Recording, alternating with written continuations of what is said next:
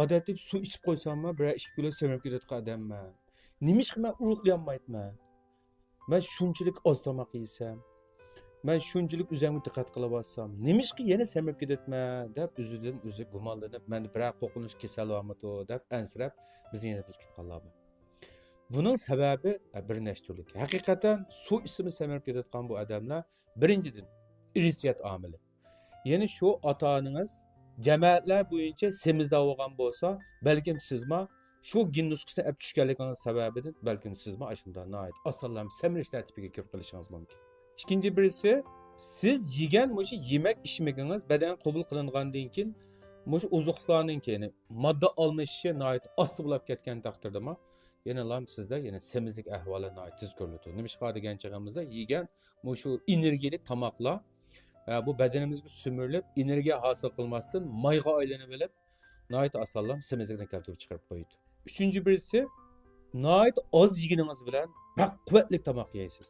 Tatliq turumlarda emas yoki yuqori energiyalik moddalarni ko'p yeysiz. Shu sababdan tomoqingiz oz bo'lgan bilan qabul qilingan yemekdagi energiya noit yuqori bo'lgan taqdirda yana noit asallam semirishga keltirib chiqarib qo'yadi. Dördüncü birisi vuruldu. Tomoqni yeysiz, harakat noit bak az. Bunun üzerine noit asallam bedenimizdeki kan aylanish, metabolizmninki harakatchanligi ilgari surishi tuvallab ketibmi, odam bilan noit asallam semizlikni keltirib chiqarib qo'yadi. Beshinchi birisi badaningizdagi hormonlarning tamponsizligi. Bularni qalqansman baz deymiz. Mushunda bazlarninki tamponsizligi noit asallam badandagi hormonlarninki tamponsizligini keltirib chiqarib qo'yadi. Buma semizlikni keltirib chiqarib qo'yadi.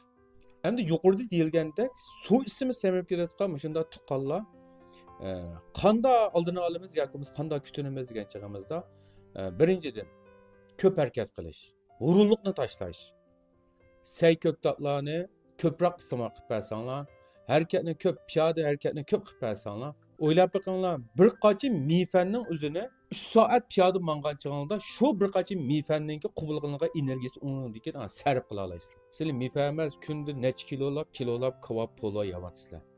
Muşunu enerjisini qanday yo'q qilamiz badandan.